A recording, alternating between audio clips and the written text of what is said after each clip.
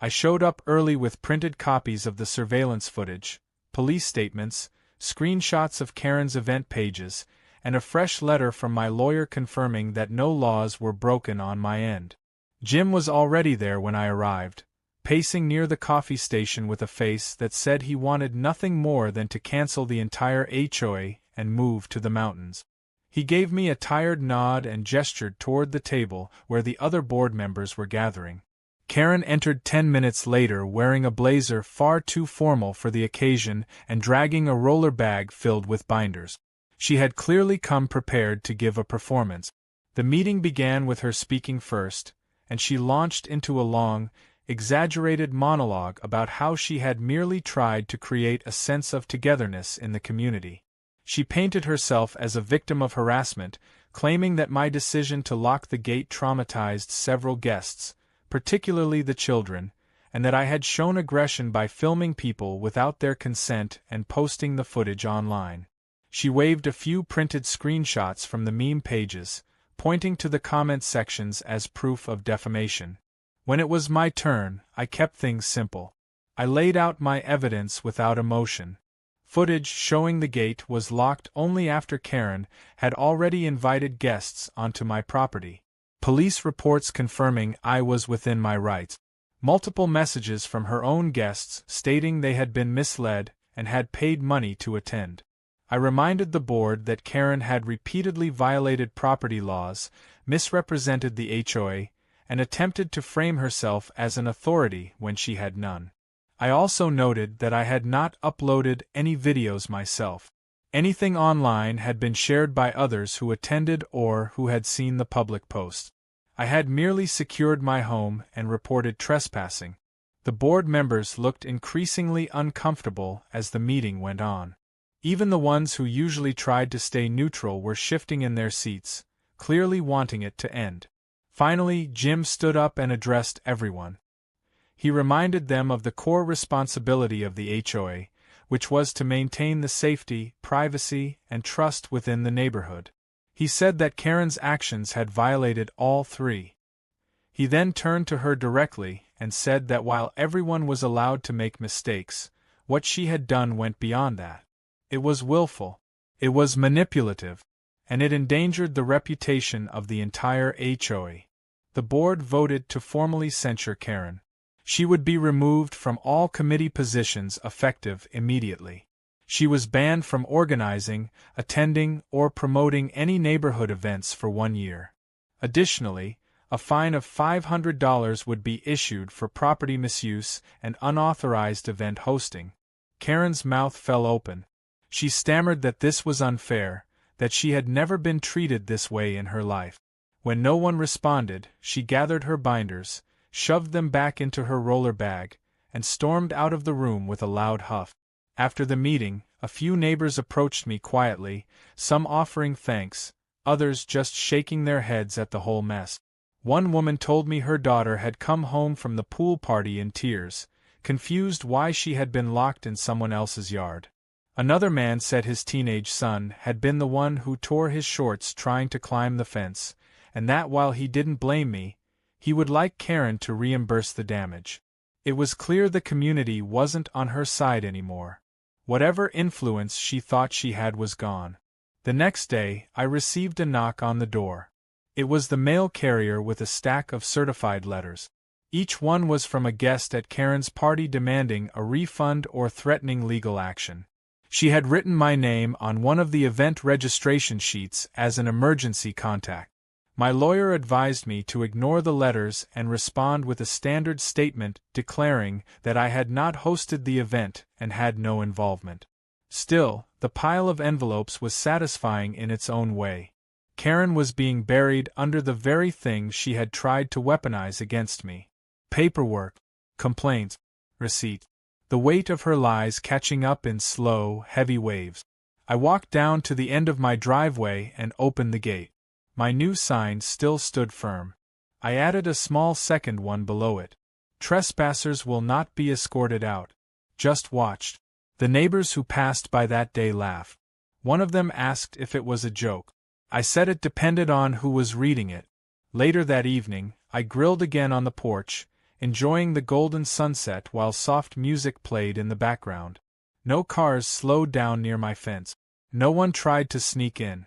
The pool reflected the sky like glass. For the first time in weeks, the calm felt real. Not the silence before a storm. Just peace. Earned, sealed, and locked in. By the following week, Karen had all but disappeared from neighborhood life. Her once daily patrols around the block had ceased. Her signature floral hat was missing from the streets, and the sound of her voice, which used to echo from driveways and HOA gatherings, had gone completely silent. No more complaints about mailbox paint, no more thinly veiled warnings about grass length violations, and no more flyers taped to community notice boards with her signature bold red font. It was like someone had yanked her batteries out. But that quiet didn't mean she was finished. Karen was a storm with a slow return, and I knew better than to believe she'd retreated without one last desperate scheme. That final scheme came in the form of a news van. I was on my porch cleaning the grill when I noticed a small local station vehicle rolling slowly down the street. At first I thought maybe they were lost. Then the van pulled into Karen's driveway. Two people stepped out, one holding a camera and the other flipping through a notepad. Karen emerged from her front door wearing full makeup, a business casual outfit completely inappropriate for the heat, and a folder clutched dramatically in her arms. She greeted the reporters with forced enthusiasm, gesturing toward the street and pointing across the neighborhood. My gut told me exactly where this was going. I went inside and turned on the TV. 10 minutes later, the teaser appeared. Neighborhood dispute escalates. Local woman claims retaliation over pool party. The image was Karen standing beside her mailbox, looking serious while the camera captured her pointing toward the houses behind her. I laughed into my coffee. She was trying to spin the entire disaster into a sympathetic news segment. But I wasn't worried. I had the truth. And I had the footage. An hour later, the full segment aired. Karen spoke in solemn tones about how she only wanted to build a sense of community, how she believed in sharing and inclusion, and how she'd been targeted unfairly for trying to spread joy during a difficult summer. She didn't name me directly, but the story was so one-sided it barely needed names. The background footage included a few shots of the protest she had staged, along with the meme clips that had gone viral. The anchor's tone was polite, but even they seemed skeptical, asking questions that made Karen visibly uncomfortable. The final few seconds of the segment cut to her sign falling over during the protest, and the reporter awkwardly ended by stating that no legal claims had been filed and the HOA declined to comment further. My phone lit up immediately. Neighbors were texting screenshots and laughing about how Karen had managed to humiliate herself on both the internet and cable TV. One person sent me a short compilation someone had made splicing her news interview with dramatic violin music and clips of her tripping over her protest sign. I didn't bother responding to the messages. Karen didn't need any more attention from me. She was imploding all on her own. But I did save the video, just in case. Over the next few days, the ripple effects spread. The HOA office received a spike in inquiries about policy violations, mostly from residents making sure their homes weren't somehow looped into Karen's fake activism. A few neighbors quietly admitted they had once supported her HOA initiatives but were now reconsidering their votes in upcoming board elections. There was even a petition passed around asking that the HOA bylaws be amended to require formal approval for any person claiming to represent the board or host events on behalf of the neighborhood. It gathered nearly 100 signatures in 2 days. Then came the final blow. A letter arrived from the HOA legal committee confirming that Karen had violated 3 specific community policies. In addition to her probation, she was officially barred from accessing any HOA-managed facilities including parks, common areas, and the community pool for a full calendar year. The irony didn't escape me. The woman who had demanded access to my pool for a neighborhood gathering was now banned from every other pool in the entire subdivision. The letter was delivered to her in person, and though I didn't see it happen, The delivery guy later told me she stood frozen on her porch for several seconds before snatching the envelope out of his hand and slamming the door. A few nights later, as I sat outside with the soft hum of crickets and the occasional splash of the pool filter, I heard something shuffle near my mailbox. I stayed quiet and leaned back into the shadows. Karen was standing there in the dim light, holding a small box. She looked around nervously, then placed the box down and walked away quickly, disappearing into the dark like she had never been there. After a moment, I stood up and walked to the mailbox. Inside the box was a folded towel, a half-used bottle of sunscreen, and a note written in rushed handwriting. It simply read, "I thought we were building community. Sorry it got out of hand." I didn't respond. I didn't return the items. I just went back to my porch and sat down again. The box wasn't really an apology. It was a quiet attempt to rewrite the ending. Karen wasn't sorry for what she did.